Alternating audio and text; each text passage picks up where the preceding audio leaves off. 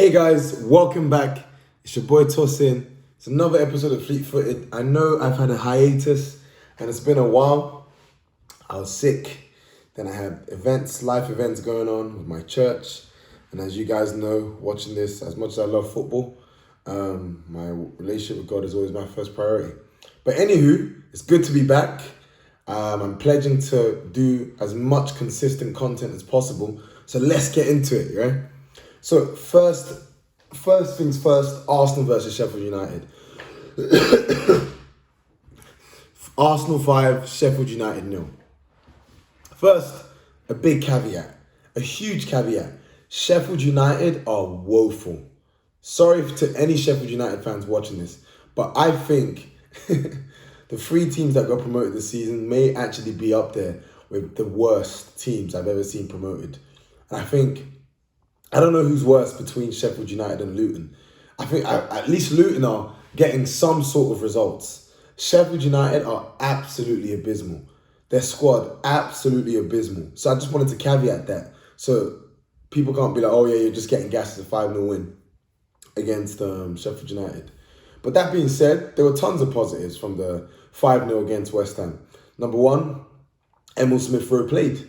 You know, it's clear he adds dynamism to the midfield. He does. I just feel like there's a quicker tempo when he plays football. And I don't think it's because that's just the type of player he is. He just raises the speed of the football. So it's good to see him play. And the thing is, it's interesting. For all that dynamism, like Sheffield United contained us, at least for the first 20 to 30 minutes. They contained Arsenal pretty well, to be honest. Like, they contained us really well, and I think it takes a great finish from Nketiah, who I'm going to talk about. It takes a great finish from Nketiah to get us going. Rice drives, crosses the ball in, great first touch from Nketiah, slaps it.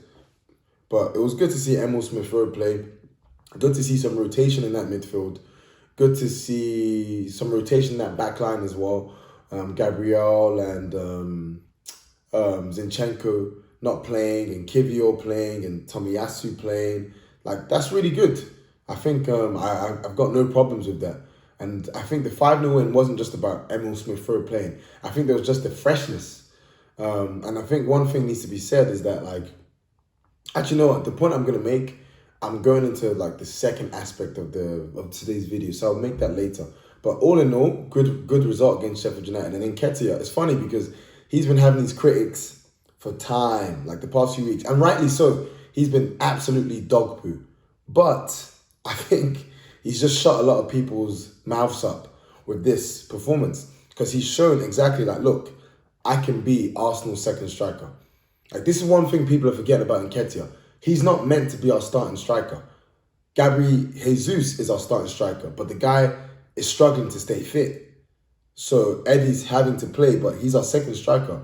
And I think in terms of a second striker, someone who's going to have a positive attitude, do what you want him to do, and listen to the manager, I think it makes sense. A lot of people were complaining, how could we keep him and sell Balogun? But the fact that Balogun wasn't happy to play second fiddle. He wanted to be top dog. And he's probably got the potential and ability for it, but that's not what Arteta really had in mind. And Nketiah fills that role. So if you can have more performances like these, mate, that's all good for me. I'm happy for him to get his hat-trick and shut the haters up, but I want to see more of this from him. I feel like Arsenal have a lot of players like this, that they make an impact when you least expect it. So, for example, Trossard is a baller, but I'm starting to think he's actually better as a bench option than as a starter, because when he starts, he's not as good. Or at least not in all the like half the matches he starts, he's not that good. He's better coming off the bench and changing the game. And I saw that Odegaard was dropped. I actually think this is good for him. Obviously, people have been giving him stick, which I think is unwarranted, given that the guy has put in consistently good performances for us.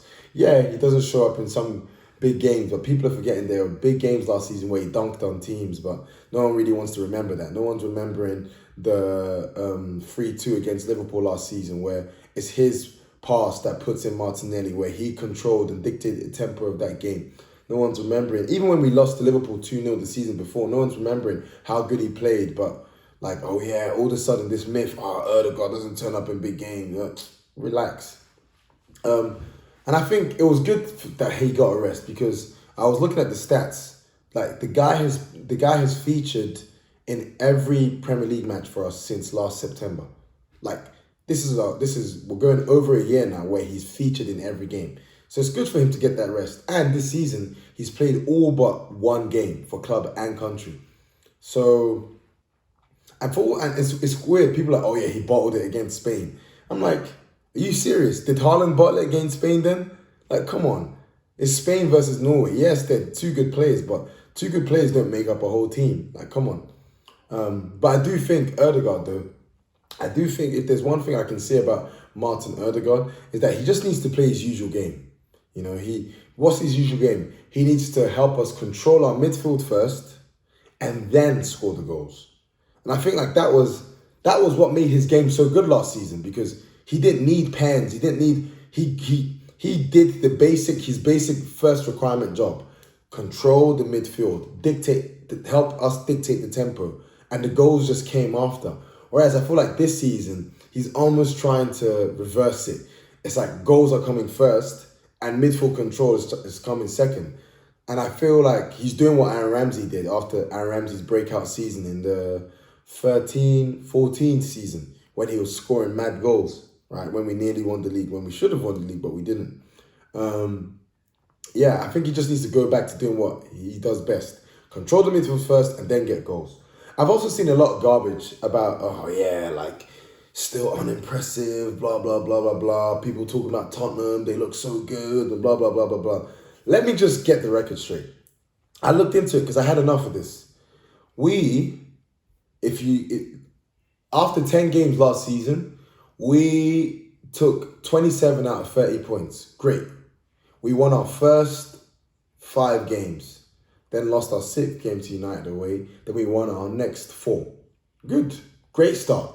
27 out of 30 points. We scored 24 goals and conceded 10, giving us a goal difference of plus 14. Compare that to this season, where we've taken 24 out of 30 points. So we're 3 points worse than we were last season. And we've scored, and for all the stuff about fluidity, we scored 22 goals this season and conceded 8. So we've scored 2 less, but we've conceded 2 less, giving us a goal difference of plus 14.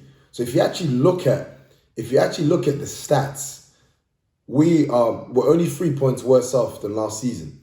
But this 3 points worse off than last season is kind of mad when you think about it.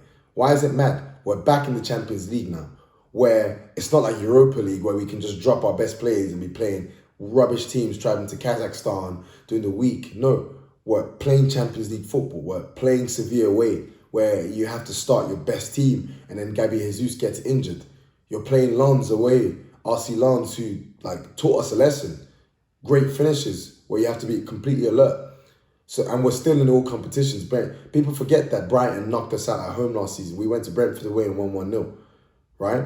For all of these, and I'm not even trying to focus on Spurs here, but fair enough. Title contenders, I see why people say that. They're only playing one game, they're out of Carabao Cup. And when FA Cup doesn't come till the end of the year, they're not doing right now till the end of the year. They've got a clear run to play one game a week with a new manager that clearly has a tactical plan.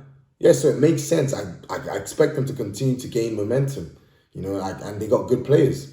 But that being said, for us to be only 3 points worse off than last season, despite an increase in quality of opposition and playing in Champions League, not only that, but teams have adapted to the way we play. As you can clearly see, we're facing a lot more low blocks than we did last season. Our key players are getting doubled up on, like Saka, Odegaard, Martinelli. That's still going on, but yet we're still unbeaten, despite having played United, Spurs, and City, and we're still getting results. And newsflash, we beat Man City for all of our immaculate start near immaculate start last season and the fluidity and whatnot. When we played City, we still we went with a whimper. We played it. We were timid against them at home and away. But this season, we played Man City at home and it was a completely different game. We nullified them. And we made Haaland look anonymous, which is not easy to do. And people are talking about, oh yeah, he's not been informed, blah, blah, blah, blah. Bro, this is Erling Haaland. Like, for our defenders to make him look null and void is a kind of a mad thing, given what he did to us at our ground last season where he bullied us. So for us, I actually think despite, yeah, could we play better? Yeah, of course we can. But like I said, I still maintain we're still loading, we're still cooking. Not to mention, our midfield has completely changed. You've got and I'm going to keep mentioning it. We had a mainstay in our midfield all the way back from 2016. Leave our midfield, probably one of our most experienced players and one of our biggest leaders. We lose him. We bring in Havertz, who needs to find confidence, who's kind of a project. He needs to find confidence before finding his best form, right? We buy 105 million Rice, who's been impeccable, right? Despite all of that, we're still unbeaten. I'm thinking, this is kind of mad. And we're only 2 points off top. We're only 2 points off top against a team who are only playing one game a week and are riding high off of a new manager,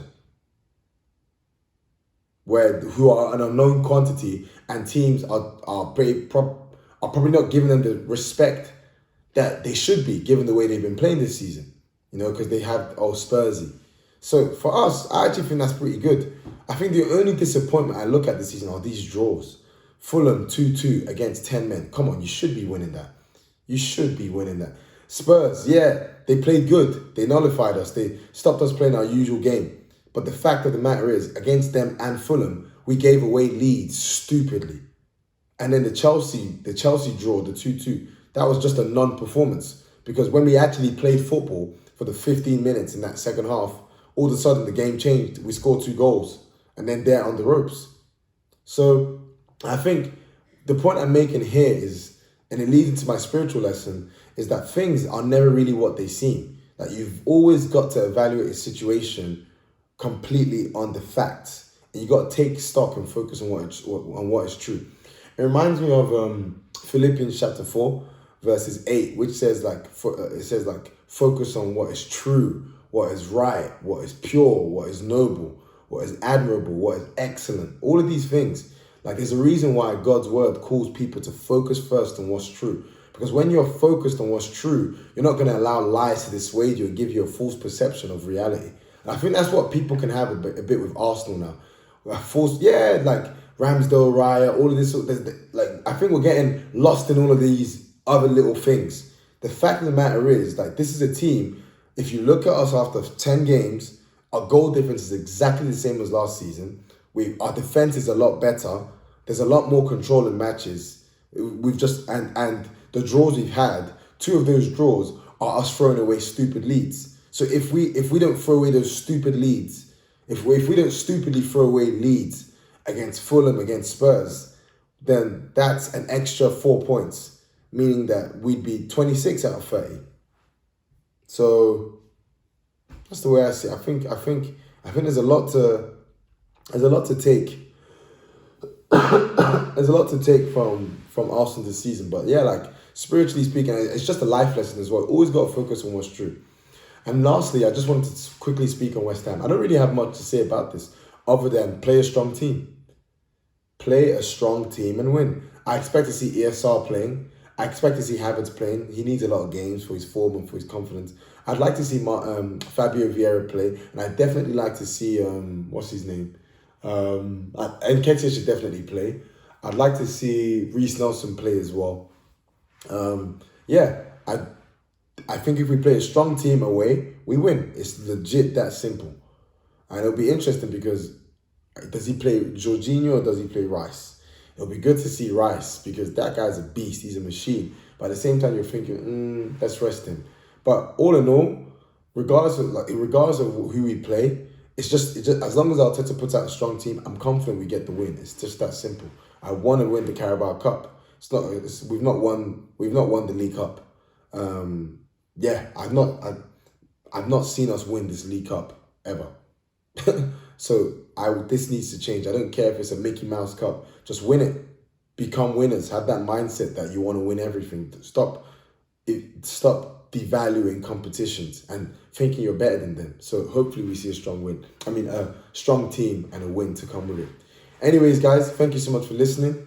I appreciate the support. I'm going to aim to do a lot more content as much as possible, even doing new stuff. So keep an eye out for some new things that I do. Anyways, guys, have a wonderful evening. Take care, and hopefully we win against West Ham. I'll see you again ahead of the Premier League weekend. Take care, guys. Bye.